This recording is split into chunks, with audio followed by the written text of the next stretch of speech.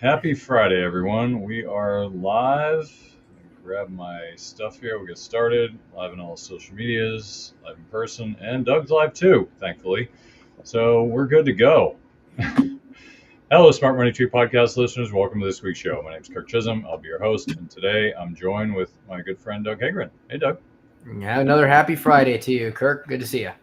Yeah, you too. Well, this is good. It's Friday. We're getting close to the fourth. We're not quite there yet. Got another week before that week.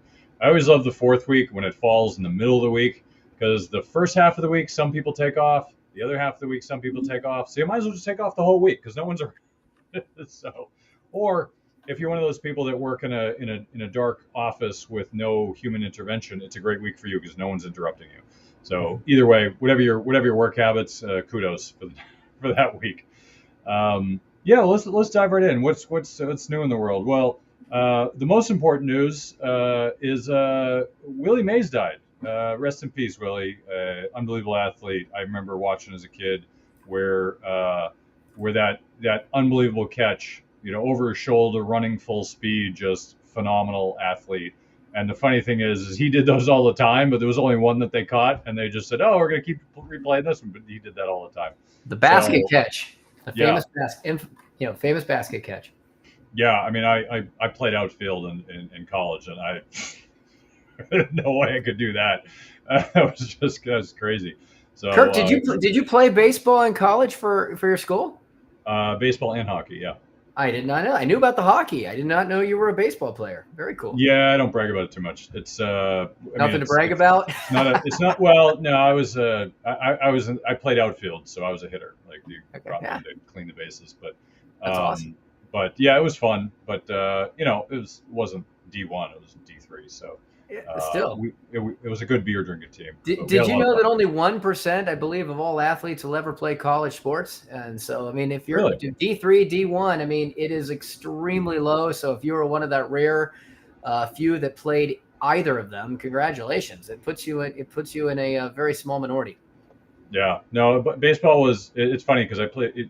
You can't do that now because everyone specializes. Like back then, you just played a bunch of sports. Like you just, like in high school, you were required to play a sport each season. In my high school, that was a requirement. You didn't have to be good at it, but you had to play.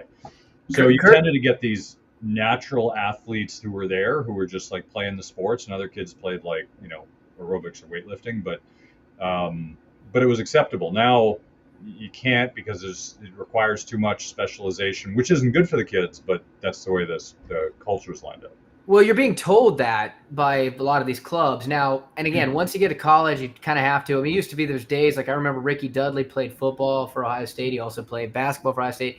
You don't see those guys that are running track and playing basketball anymore.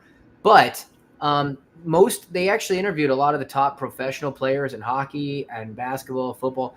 Most of those guys still came back and said, I played multiple sports. So there is still extreme value. By the way, I posted a picture since we're talking about it. You can throw it up there, the famous basket catch for someone who's been under a rock for multiple generations.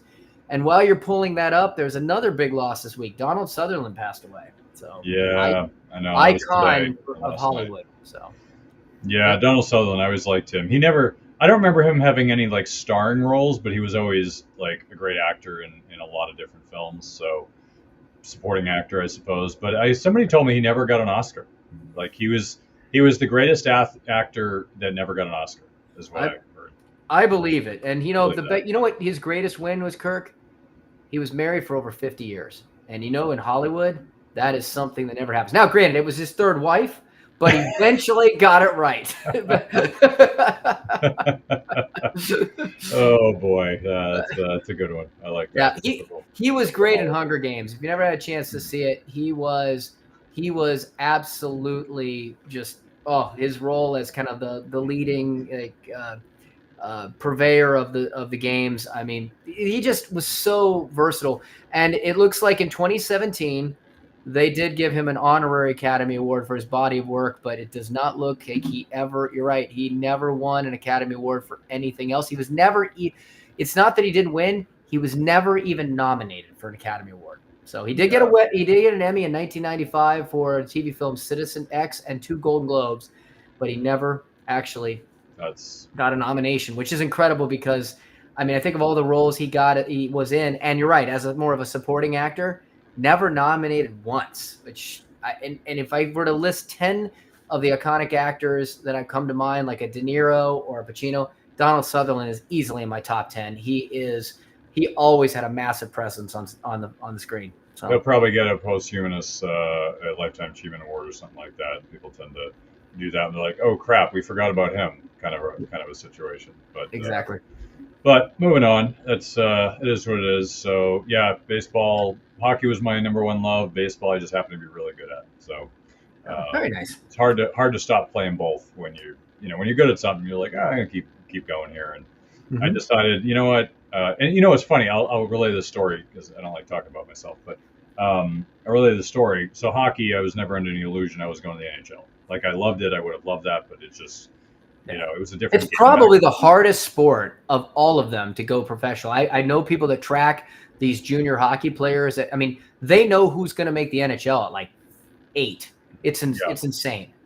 Right now, it's different than growing up. Like growing up, it was like, are you tough enough to play the sport, and are you talented enough? But it was a different sport. Like the sticks were heavy, the skates were heavy. Like now, like all the stuff they have is light. All the kids are agile. It's weird. Like no one checks anymore. Like there's contact, but like growing up, it was like, how can you have an open ice hit and just knock the guy out, or like open ice hip check? You can't do a hip check anymore. The game's too fast to even throw a hip check. So you see stuff like that. It's like it's just a different game. Baseball is a different game, right? They had to speed it up because it's boring. People weren't watching it, so let's speed it up. And so you get all these things that they're trying to keep sports relevant. And it's funny because when you have people like Jackie Robinson, Willie Mays, you get people like that who are just amazing athletes, and then afterwards they're like, they were probably the best athlete because they played in the Negro Leagues, which was before Jackie Robinson broke into the white leagues. And there were some great athletes there that weren't recognized. And they're like, well, all of these athletes had better records. They should be recognized. I'm like, you know what? That's like introducing steroids and saying steroids. Oh, you did steroids, but you still broke records and those count. How do you? It just has to be an agreement. Like I don't know what the right answer is. I'm not going to say it, but I will say there were some amazing athletes back then that weren't recognized in the Negro Leagues, and it was, but that was a different sport back then. I think somebody said it was, I forget who they were claiming, like Willie Mays was better than he was the third highest home runs behind Babe Ruth and Hank Aaron, I think it was. And so when you start kind of going back to the old records, you look at this and you're like, all right, what's really important here? I mean, Ted Williams arguably was one of the best baseball players of all time. However, in his prime, he lost, I don't know how many years, like 7 years of his prime because of the war. He went off to war. He missed his prime years. He could have been exponentially better in terms of stats, but because he went off to war, he didn't. So it's like, like where do you draw the line for these? We're like, well, Ted Williams better, but he didn't do it. And it's like these people were in the Negro Leagues, but they weren't with everyone else. Like, it's just keeping people happy. All it is. As long as you recognize the people for who they were, that's all that really matters. Like they're great athletes. Great. Much respect for all of them because they're doing things none of us can. Totally, and to kind of round that out, 2 things. I argue Tony Gwynn right up there as one of the greatest hitters of all time, hands down. The stuff that more modern day pitchers would say that he could do and could never strike him out. It's insane. Unbelievable to watch him, and rest in peace for his early loss. But is he dead? Tony Gwynn, is he dead now? He did, yeah. Tony Gwynn died. I forget when he passed away. I think it was maybe during COVID. But what I was also, he passed away in no, actually way before that. He died at 54 years old in 2014. So yeah, really, really unfortunately premature death. But what I was going to round it out by saying is that you were talking about the Negro League statistics. They actually got incorporated into Major League Baseball this year in May, and Josh Gibson now, because of that, is statistically is now being recognized as the greatest player of all time. Josh Gibson is a lot of people give Jackie Robinson obviously the credit for being the first to be admitted into the majors and breaking that barrier. Willie Mays basically said, I think it was quoted recently, at some point in more recent years, of saying, I owe everything to Jackie, right? But if anybody were to look at who was truly the dominant player and maybe the one that should have come over at the time, Josh Gibson. Josh Gibson absolutely dominated those leagues. Yeah, I didn't follow Josh Gibson, but I have to give credit. Actually, if you want to give credit where credit's due, nobody talks about him, but Branch Rickey was really the guy you could attribute. He's the one that signed Jackie Robinson, and he was an innovator himself. So actually, I mean, not to take away from Jackie because he obviously did the hard work, but he had to be but the whole thing had to be done eloquently because they picked a guy who was a hothead. All of a sudden, you regress, but Jackie Robinson had put up a lot, and he certainly was the guy to bring on. But Branch Rickey should get more credit than he gets because he was the guy who was instrumental in making that happen. So Jackie was the politician. He was the perfect selection for that first integration. Yep. He was. Yeah. Anyway, getting back to the markets, because some people are probably confused. I think they sent it for a sports show, and we never talk about sports. It's all about statistics, market statistics. Come on, it's integrated somehow. We can loosely tie these. All right, here's my segue. So all these statistics, you said the greatest player of all time. How do you mark the greatest player? Like, is it home runs? Is it batting average? Is it slugging average? Like, there's no unified statistic. It's like, oh, it's this one. No, it could be any of them, right? So anyway, neither here nor there. And that actually does segue into market statistics because if you think about it, what's the best market statistic to look for of a good performer? Is it PE? Is it PEG? Is it sales rate? Is it price to sales? Like, there's so many different metrics, and you know what? There is no single metric that defines the best stock. The best stock is what's performing the best, what is the best growth rate. I mean, you could probably argue that this year NVIDIA is the best stock because it's done the best. I don't know if it's still the best stock, and I'm certainly not making a recommendation, but it's easy to define in hindsight because you can just look at things and it's like an economist, right? An economist is great at looking at the past and saying, here's what happened. Oh, thanks, guy. Like, you're getting an academic degree to tell us what happened. I could do that. I don't have, Anyway, point being is you never look at a single thing. You always have to look at things as an aggregate. Whether it's baseball players, hockey players, financial stats, you have to look at an aggregate because if there was a single thing, it wouldn't be a single thing. Think about this for a moment. Here's a little psychological experiment. If there was a single best way to do things, everyone would know about it. And if everybody knew about it, it would no longer work. I'm not going to explain that. Think about it for a moment. Efficient market theory. If everyone did the same thing, it wouldn't work, right? Because if you found something that makes sense, as Doug said, efficient market theory, the market arbitrages out all of these inefficiencies. Now, I'm not saying the market's efficient because it's not. But the nature of the market arbitrages out inefficiencies. So if I find that if I buy gold in the U.S. and I sell it in China and I can make 5% on that trade, I will do that all day. And as soon as other people see me doing it, they're going to start doing it. And other people. And then millions of people are going to start doing it. And you know what? Then that arbitrage is going to disappear. It'll turn into zero. And then that's no longer there. That's how the markets work. That's how these inefficiencies disappear. Because the arbitrage mechanism of people trying to make a profit and seeing it, and they all kind of pile into the same trade, it causes it to disappear because there's no more people on the other side of the trade. Everyone's on one side. So now the pricing mechanism, it works efficiently, but it doesn't work for the people who are trying to make the buck. So they stop doing it, right? So that's how markets work. So you should always be aware if you think there's a tried and true system that someone's trying to sell you that's foolproof, it's not foolproof. It may be foolproof for a short period of time and it'll disappear because other people will see the opportunity. There are hedge funds with hundreds of millions of dollars in research budgets looking for this. If you're lucky enough to find things, it might be because they're too small for a hedge fund. I'll give you one example, and I'll let Doug talk a little bit before we get into some other big news, which is really important. I found an arbitrage opportunity with an insurance company. They were taking the company private, and what they said was, we're going to buy all the shares from shareholders at a certain price. And I'm trying to remember the specifics, it was like 5 years ago. It was basically if you had 249 shares, they would cash you out. If you had 250 shares or more, they would exchange it for new shares in the private company, which of course you couldn't sell because it's private. So if you still wanted to own it, then you would get to keep the new company. If not, they would cash you out for cash, 249 shares or less.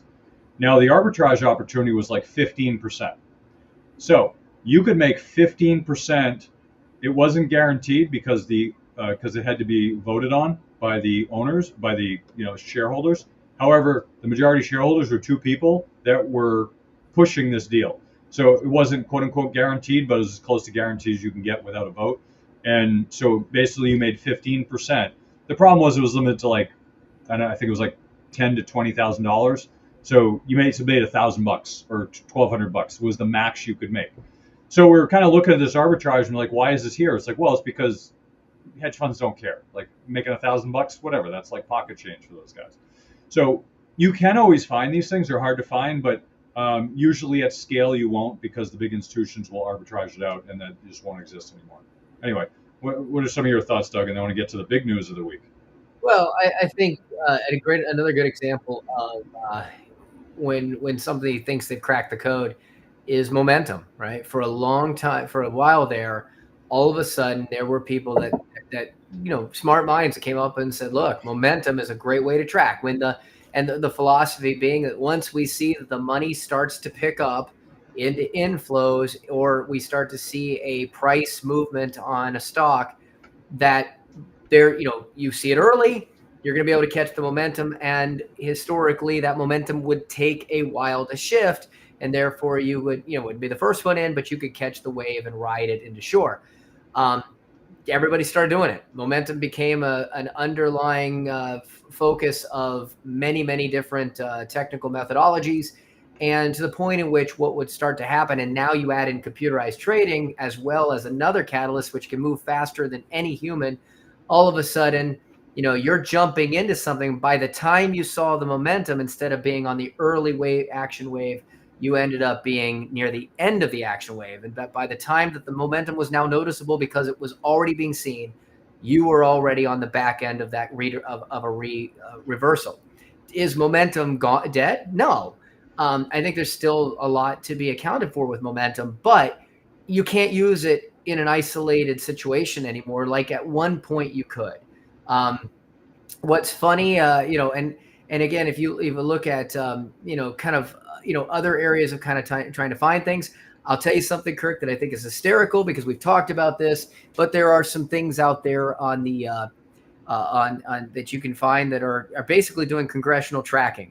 And so now the new arbitrage that everybody's felt, or the new indicator that everybody's trying to jump into is what is your local congressional doing? And I'm not going to name them here, but someone that we know in the investment world has just released 2 ETFs that are tracking the way the Democrats are doing their investing and the Republicans are doing their investing, just so that you can ride the wave of those wonderful, arguably insider moves. Again, once everybody jumps on it, will it be as effective 12 to 24 months from now? I'm not sure those ETFs will be as successful as they may sound in the beginning.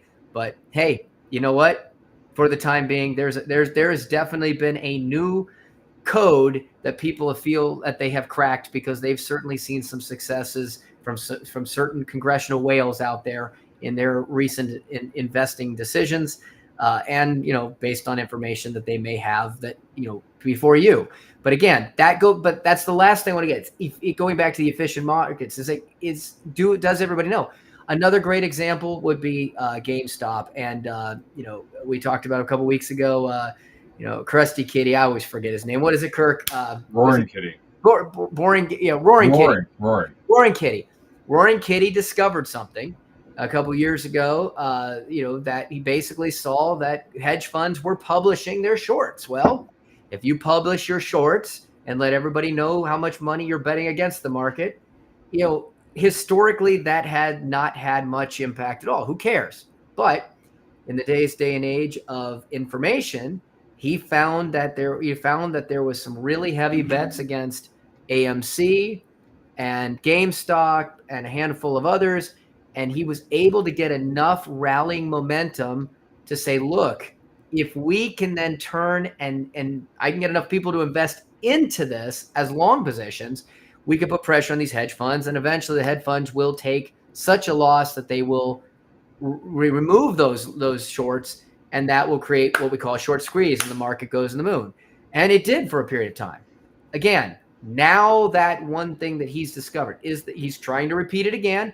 Had a little bit of movement there in GameStop again because there was some more short bets on it, but it didn't have the same effect it had a couple years ago. And I bet you to guess that if this becomes the new thing that everybody's going to try to move on, it will not be near the level of success that it was when it was first discovered. That's just what happens once everybody knows about it. It may still be successful, but you're certainly not going to be able to bet that it's going to be some transcendent success that's going to outpace the normal returns on the market with confidence. So. Yeah, I think in that position he had 150,000 options at 20, which now there's only 56. So it's trading at a little under 25. So I believe he's in the money if he still owns those options. But kudos for him for managing the system. I mean, hedge funds have been doing it for years, and you got an individual, which the congressman, because they don't have anything else to do, have decided to come after him, or Massachusetts is deciding whether they're going to come after him. So let me get this straight. So basically, congressmen and women who are allowed to do insider trading are coming after an individual citizen for basically managing the markets when institutions do it all the time. Using public information. Well, yeah. I mean, he using public information. They're coming after him for using public information. Right. And he's doing things that all the hedge funds do as well. And I don't know if it's right or wrong. That's not the point. The point is everyone's doing it, and they're not going after the big institutions. They're only going after the little man, which speaks volumes to our politicians these days. Yeah, let's go after the people we can because they're weak and they don't have a huge budget. Although I think he's made a lot of money now because of his positions. But anyway, getting back to the most important news of the week. Actually, we have two more important news of the week. Drum roll, please. Here it is. The Senate passed a nuclear bill. Now it's in Biden's desk, which most likely he will approve. And I would like to thank everybody for all your support, and you're welcome for us talking about this for like the last 2 years. Anyway, the point being is they finally got their head out of their collective butt. Bipartisan is probably the only thing they've done bipartisan in the last 8 years. And bipartisan support. I think there were only two people who said no. And basically, the bill, so to speak, addresses the issue. I don't know how effective it will be, but the idea is to drop the cost and to speed up the permitting process. So the speeding up of the permitting process will cut the fees. They're also trying to make sure that it costs less and happens faster. So if you look at Bill Gates' company, TerraPower, they're trying to do, I think, some modular reactors. And I think the earliest they'll be able to produce one is 2030. And they're just waiting. They're waiting to be approved. And they're like, they're already set, and they're just waiting for them to say, okay. Craig, Kirk, can we just declare Bill Gates a public stock and invest in him now? Because I feel like ultimate insider. He's the ultimate insider. Him and Warren Buffett. Absolutely. But seriously, like the technology of nuclear power is far surpassing what happened with the 3 Mile Island scare and even Fukushima. Like all this new stuff is crazy. If anyone is afraid of nuclear, I dare you to look into the new technology. It is going to blow your mind. The stuff they're coming out with, the stuff that the technology they're creating, they have reactors that don't melt down. They have reactors that will eat the nuclear waste as fuel. So you basically are going to have almost no nuclear waste anymore.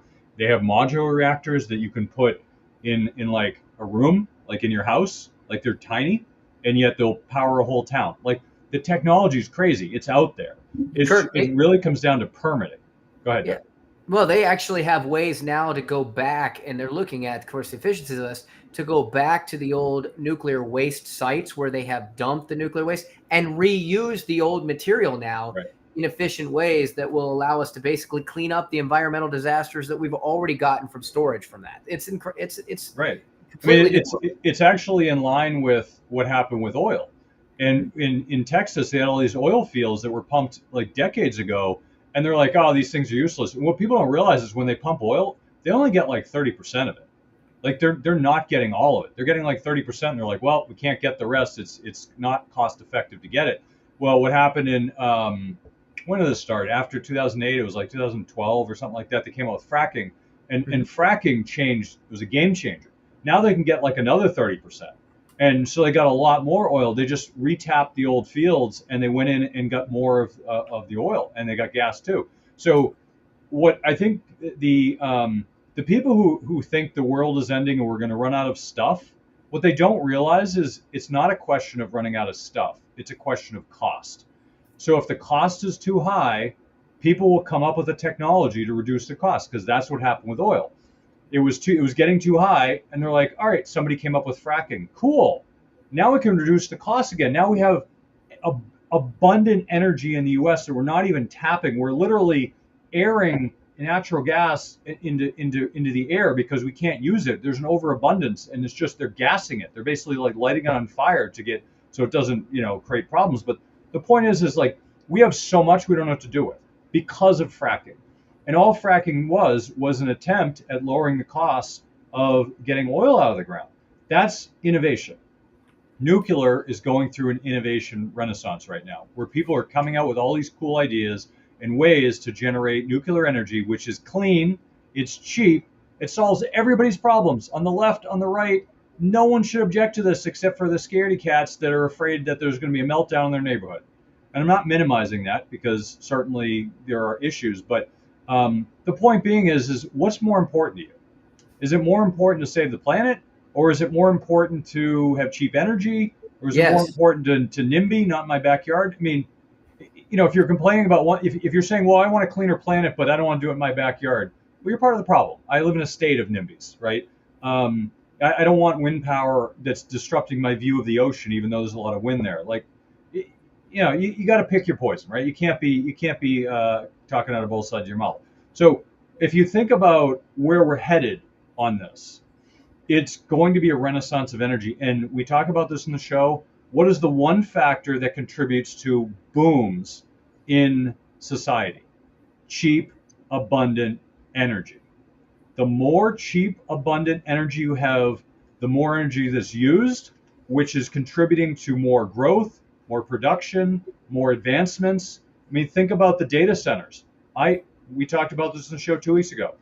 All of a sudden, all the green energy, save the planet kind of garbage PR that's coming out of the corporate media, it all just kind of vanished. And we talked about this because it's something I watch. Where's all the talk of you got to save the planet, you got all this like green movement garbage? Where did that all go?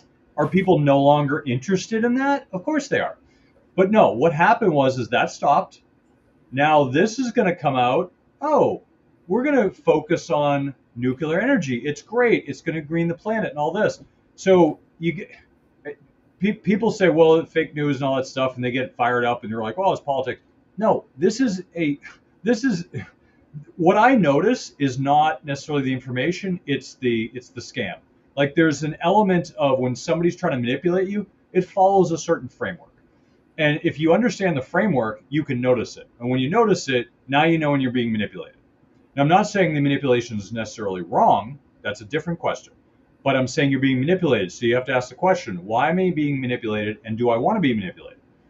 And you could say, yeah, I believe in green energy and I want to be manipulated. Okay, but I'm not judging. I'm just saying noticing this framework helps you understand how things work. Wall Street does the same thing. I'm tying this back to Wall Street. Wall Street does the same thing. If you notice, they have frameworks. There was a DEI framework on corporations, which is now kind of reversing because people are like, this is dumb. Idea is fine, but like the implementation doesn't work. Then you had the ESG. Oh, ESG is a good idea. All that was we call it greenwashing on Wall Street, right? It's just greenwashing. It's not a real thing. It didn't really matter. If you really looked at behind the curtains, if you looked at the bowels of the beast of how those things work, you realize like, why is 5% of an ESG fund in ExxonMobil when I'm trying to get rid of companies like that? So the whole thing was bunk, and people on the street knew that, but the retail investors didn't. So they had this thing, and once they realized, all right, people were done with that, we're going to stop promoting that. Now we're going to promote this new thing. And so Wall Street has done this over and over and over again. And if you know how it works, you can identify it. You can say, oh, they're promoting this thing now. They're promoting this thing now. And you can't. So we talk about it in the show. Why do we talk about it in the show? It's not because I hate Wall Street or I hate politics, even though I do hate politics. But it's not because of that. It's because if you know what they're doing, you can identify it. You can stop and you can say, all right, here's what's going on. Okay, I'm aware. So what we're doing is we're working on your mindset. We're making you aware of what's going on so you can be a smarter investor.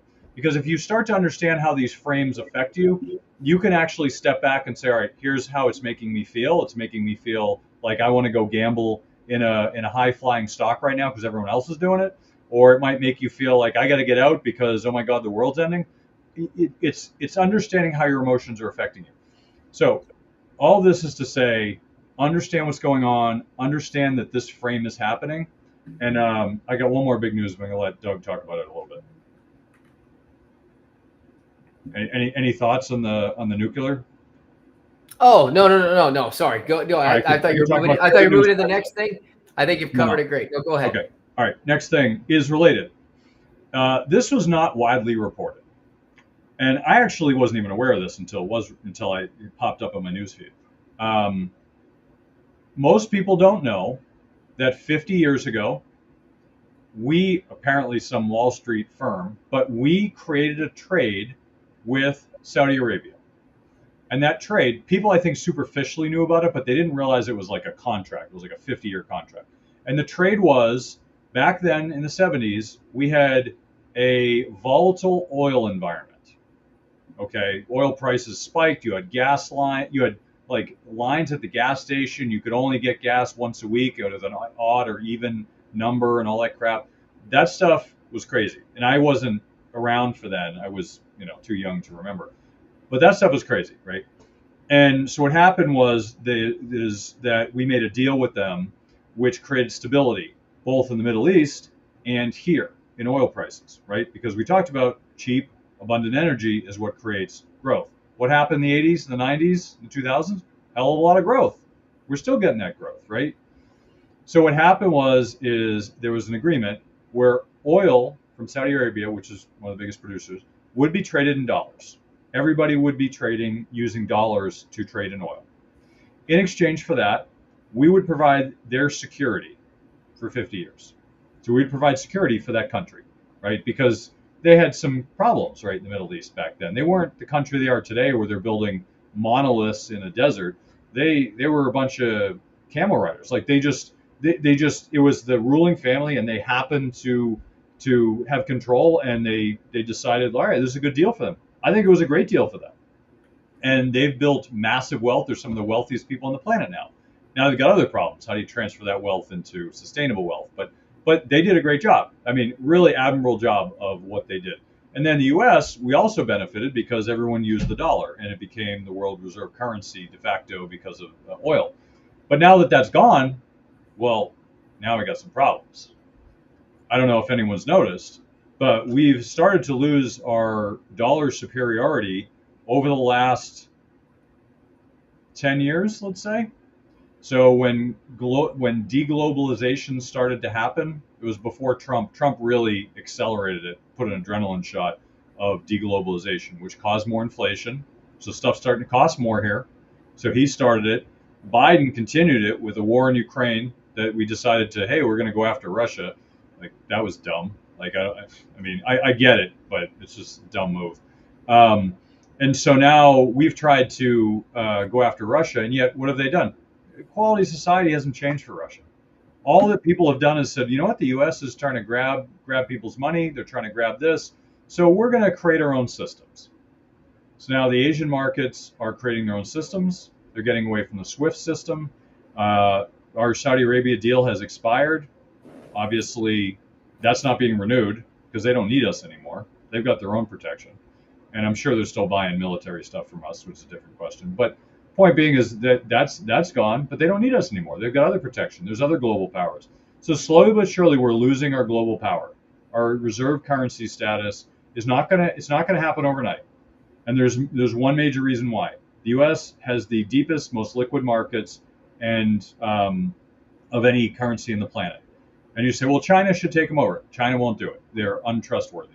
They're becoming a world power, and they're in some ways they are.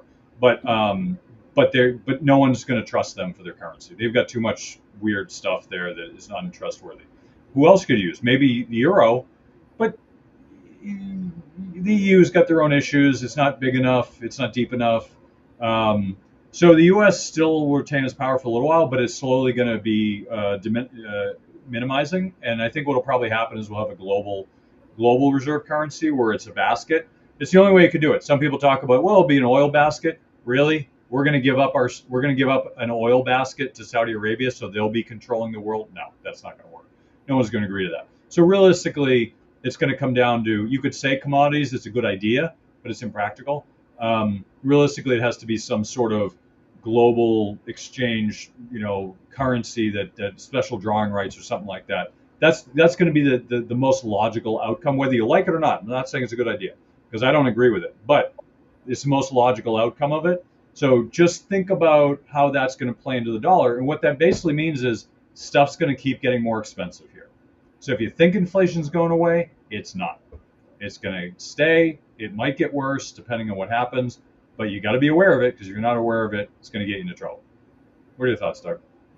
Well, the destabilization happens, and it goes even well beyond the financial impact of it. Is the fact that there is this kind of separation of loyalty to the United States, and you talked about going basically at war against against Russia, via Ukraine. What you're starting to see is, at least right now, an expanding amount of vibrato coming from many of the United States' historic enemies, right? So just this past just a couple of days ago, I mean, Putin was down in North Korea, and created a new pact between them that may potentially increase North Korean ambition, support for their nuclear ambitions.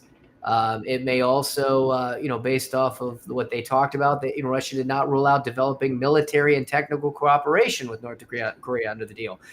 We have obviously spent a lot of time and effort over many decades trying to put sanctions and have the world kind of,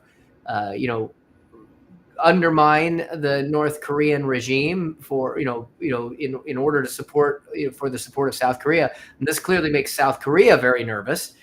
Given the fact that South Korea, shares that border, has been technically at war with them ever since the Korean War, and obviously does a lot of economic trade with us, including, Japan, a lot of economic trade with us.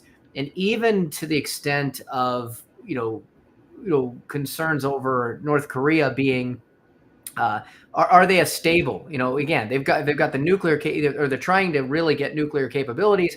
But there is obviously a lot of rhetoric from them that often for whether it's political or is real, seems a little bit crazy. We'll just put it that way. And even to the point that the more powerful North Korea gets, it actually makes China nervous. But right now, all of those very all of those extreme differences that all of those different entities have. And again, held together by, a loose definition of communism anymore, because technically Russia isn't, although if you look at where it's kind of going back to, it's definitely seems to be, at least admiring its roots, given who leads them. And then of course the alliances between Russia and, and China, and Russia and North Korea, and he's going, and Russia's going to be trying to increase, relations. I think he's going to Vietnam next, which of course Vietnam has had warmer relations with us over the last 20 to 30 years. As China's gotten more expensive in their ability to, produce goods at the level they did, Vietnam has started to be a place we've turned to do a lot more of our manufacturing and support. So, we're all of, here's the thing, Kirk, were all of those relationships there before? Absolutely. But what's new now, at least over, like you said, the last 10 years, but really expedited, I would say, since the beginning of the Ukraine conflict, is the willingness for all of those entities to feel that they're in a position to just outwardly tell the United States, we don't need you anymore, we don't care. And that has culminated in Saudi Arabia, a very strategic ally of ours that, as you said, used us for defense because the Saud family really was a small collection, that really had a lot of enemies within within Arabia, right? They were holding on to power loosely, and we were a great support to them in order to help them maintain and continue to hold the power that they had, and allowed us to put bases over there and build and really there was a lot of both, economic and geopolitical reason to be there. Well, Saudi Aramco is now top 5 wealthy, highest market cap in the world, and the Saudi family owns all of that, right? So combined estimate of the Saudi family, there's about 15,000 members, about 2,000 hold all the wealth, and the combined wealth of that family is about an estimated $1.7 trillion. That's just how much they know they have based on calculations of Saudi Aramco. So they can now financially support themselves well beyond the GDP, well beyond the needs of the U.S. GDP to support them. And so now they are turning to basically exert their own power as they've become more dominant on the world stage, as oil has continued to be the big, most important thing that this world has. As you said, energy is everything, and it is still driven by oil energy. Now, let's pull this thing full circle. You talked about nuclear. What is one of the things that can come out beneficial from, what Congress is looking at and loosening the nuclear rules is, let's forget the green energy aspect for a second. Let's forget the clean energy aspect. Let's forget all the feel-good stuff. The ability to use nuclear is 100% a significant shot at the what's going on with the oil relations, the 50-year agreement, all of this other stuff, because almost all of those countries are exceptionally reliant still on oil. Okay, that's Russia's economy. They're still a massive oil producer. Russia's part of OPEC. You've got Venezuela part of OPEC. You got Saudi Arabia, and they, again, if they don't have aligned interests with the United States, let's go back to the 1970s. We did not have aligned interests for a while in the 1970s, and look what happened with the embargoes, right? And ultimately, if we can get into nuclear and other energies and reduce the reliance, and of course, in combination, that goes back to what was happening 10 years ago with the production of the Balkan fields. As the United States is able to produce more oil itself and rely less on the impact and the pricing control of Saudi Arabia and the other OPEC nations, ultimately, it will allow the United States to be somewhat immune to the impact of what is now being the taking away of the United States as the world currency. Okay, but the United States will have to expedite that faster. And going back to full circle, nuclear, if we can get that technology where it looks like it's now heading in terms of safety and obviously incredible efficiency, it has an incredible potential impact on the value of oil. And you could see a significant reduction in the world influence if oil becomes less and less in demand. Yeah, I mean, this is something that, like Doug and I are saying, this is not something that you should underestimate at all. This is going to be one of those things where people look back and they're like, that was the moment. Now, there is no one moment because there's multiple things. We've talked about it, and they've actually all been lining up one after the other because it's really a 50-year deal. And so I'm not naive enough to think that people didn't think this through well ahead of time. And they're like, all right, well, this is happening. And so we're going to treat them differently. And as you've noticed in the last few years that we've treated the Saudis differently. So my belief would be that our government knew in advance that it would not be renewing the deal. I mean, they don't need to. So like we've got our own oil, they've got theirs. We're kind of independent. We don't really need it. So I think what happened was there was this, let's just say, this friction between the two. And by the way, they have a lot of money flooding into our country trying to influence us. There have been some news stories about a lot of colleges getting Kuwaiti money, and there's a ton of that. Like people talk about September 11th, we didn't go after Saudi Arabia, even all the hijackers from there. Like there's all that stuff, that politics that happens. I don't want to get into all of it because it's just too much, and we're not about that show. But what you should be aware is that OPEC has a lot of power right now because we've given them a lot of that because we just kicked sand in the face of Russia, who's a member of OPEC, and Saudi Arabia. We're not on the best terms right now. So Venezuela, it's been declining for 15 years. Yeah, so we're not in the best terms with most of the oil producers. I mean, we are with Canada, we are with Nigeria. They're another oil producer, but some of the bigger ones we're not, and we are also a big producer, which is good. But if we don't transition to nuclear quickly, we could have another 70s moment where we're SOL at some point in time because we're not, for whatever reason, we're not producing or whatever. But we have to be aware that these are challenges. These transitional challenges are very significant. They have been historically, and if they're not managed well, they could turn into a firefight. I mean, if you think historically, times of transition are when wars happen. It's a transitioning of power. Nobody in our country wants to believe it. We've had this privilege for so long because we're the world reserve currency. Other countries don't have the ability to just print money at will. Imagine if we couldn't take on more debt. Imagine if we had to actually balance our budget and or pay it down. Imagine if that was the case. We'd have a very different country. And all the politicians that are looting us right now and just spending money like drunken sailors, they wouldn't have to do that. We'd have to have a Milei moment where Chainsaw Milei comes in and slices up the government. Like that's going to have to happen at some point because what we're doing is unsustainable. I'm not going to sit here in my soapbox to complain about everybody, but the reality is I wanted to share. I'm going to find this chart that Doug had sent. Here it is: government interest expense.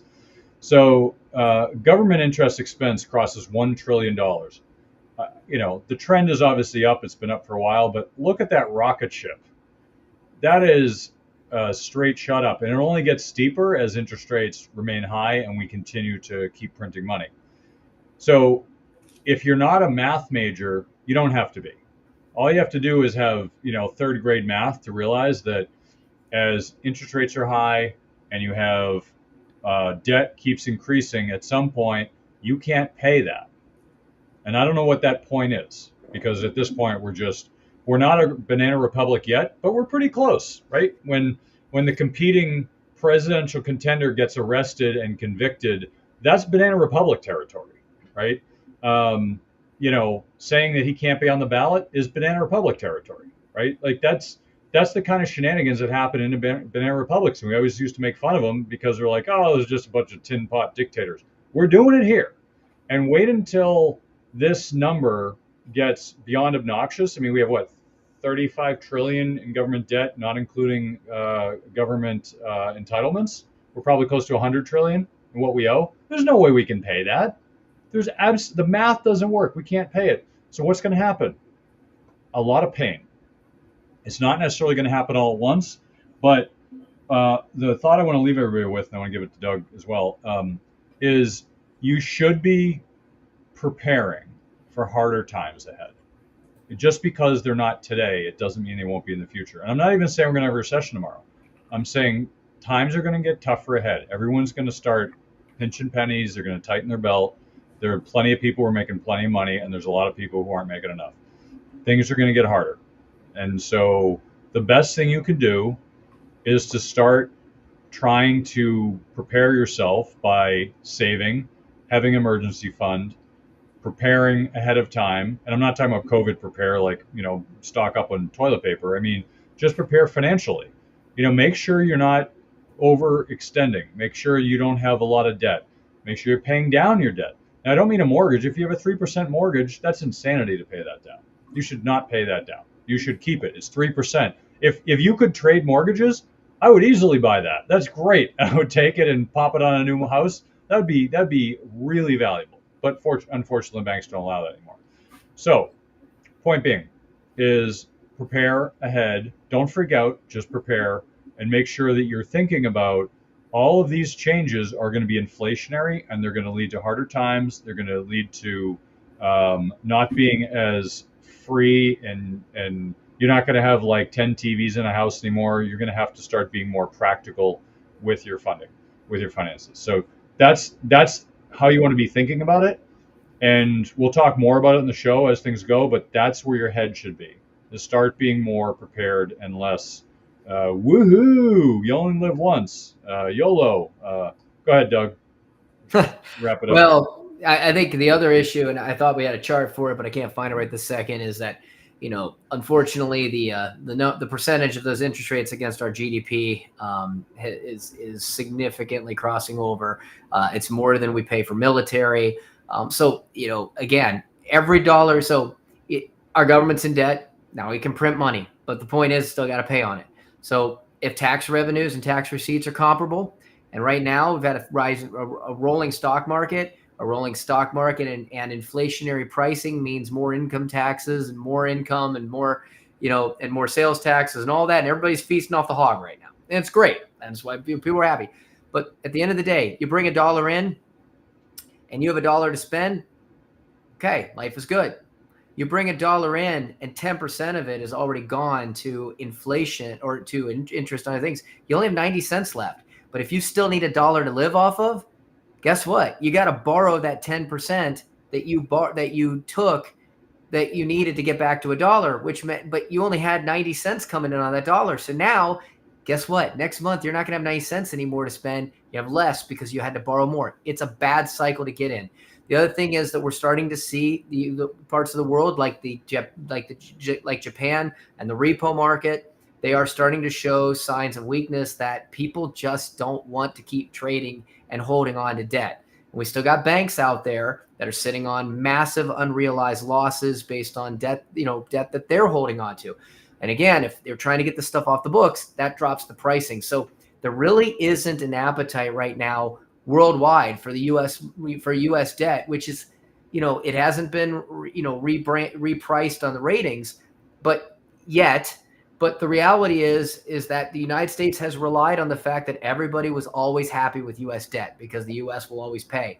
And I think that part of another takeaway of all of these alignments and these relationships is you're starting to see less of that stomach and that appetite for believing that the U.S. debt is going to be as safe and secure as it ever has been. And that means less demand for it. And that means that they're going to have a harder time just raising the debt that they're trying to spend on. So it is a cycle. Last thing I want to say on you mentioned something about, don't pay off the mortgage. Saw something the other day. It's just mind blowing. There's a difference. And I've said this before for those that listen, between having debt and being in debt. Being in debt is paying for something today with money you don't have. So the only way that you can then pay that off is future income yet to be earned. It's a terrible place to be. It means it's what I talked about. It means every single dollar you now work for is going to be going to pay something off that you had in the past. It's uncomfortable. It's stressful. And unfortunately, it puts you one mistake, one shift away from potentially losing everything. Having debt's different. Having debt means you owe people, but you have multiple means to pay it. You could certainly pay it with future income yet to be earned. You could pay it with the principal of money that you already have, or you could just keep your money earning interest on their interest through arbitrage and let that work. But you could always take and pay it off if you want to. I saw something the other day. Somebody said, look, well, if you had $500,000 in a 2% mortgage, what would you do with that $500,000? And over 60% of people said, I'd take the $500,000. I'd pay off the mortgage right now because then I could start saving. Yeah. You have $500,000 in hand. The instant you give it away to the banks, it's gone. Like, people have to understand this. If you have $500,000 here and a $500,000 mortgage, you're not in debt. First of all, the house itself is an asset against that mortgage. You could sell the house, make the $500 work for you, and keep it liquid because it gives you those choices: liquidity, use, control. Never pay off a mortgage or a loan that you're paying less interest than the money you're making if you have enough. You are not in debt if you have more than that. And second of all, always pause and really look at the numbers to figure out, again, even if it's not just the interest and the cost, what is the value and peace of mind of liquidity? And if you have that money sitting around, you're not in debt. You have lots of choice and control. And at the end of the day, proper financial planning is about being in control of your money. And we rush too much to give that control away. When you give that money back to the banks, and let's say you need money tomorrow, do you think they're just going to hand it back to you? Absolutely not. So don't be so excited to just give your money away for the false peace of calm and security. All right. With that being said, talking about that is a great segue to giving your money away. Colleges. The average college is going to cost $25,000 to $30,000 a year. That's for state school, and that's also after discounts. Some people are lucky enough to get full ride. Okay, but that doesn't happen very often. So the average family at the best is probably looking for 4 years around $100,000. That's more. That's twice a car.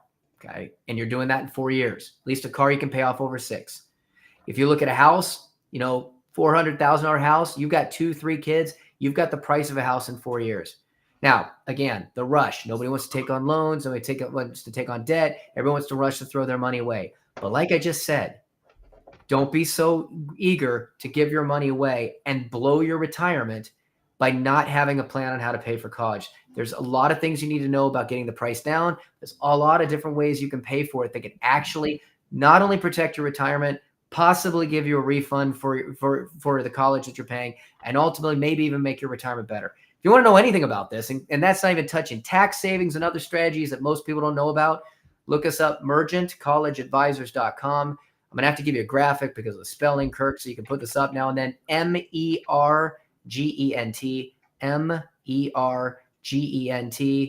mergentcollegeadvisors.com. Go get some free information. Start learning now because you have those dollars. Hopefully you have enough, but don't be in a rush to give them away. Awesome. Well, once again, Doug, thanks for coming on and sharing your wit and wisdom with us. And that's the show for this week. Thank you again for joining us on Money Tree Investing Podcast. My name is Kirk Chisholm, Wealth Manager of Innovative Advisor Group. We don't just manage your wealth, we make your life better. You can find more about me at innovativewealth.com. And of course, you can find me every week here on the show. Please remember to subscribe to the podcast on the podcast app of your choosing. You can also check out the show at moneytreepodcast.com. On the website, you'll have access to the show notes, resources, and the archive shows. Also, we're now on YouTube. Please check out our YouTube channel. When you're there, please subscribe and leave a comment. Lastly, please leave a short rating and comment on the podcast app of your choice. Oh, and don't forget, do your own research. This show is for informational use only. We're not telling you what to think, merely how to think about investing. We're also not selling any products or services, so do not consider this advice. If you have any problems with the show, I blame Putin. Please send an email and express your feelings. If you're seeking financial advice, talk to an oracle or a fortune teller, or maybe just a licensed financial advisor. I'm one, but I said earlier, I'm not selling anything. But I'm easy to find. Have a great week ahead, and remember, no one will care about your money like you do. So invest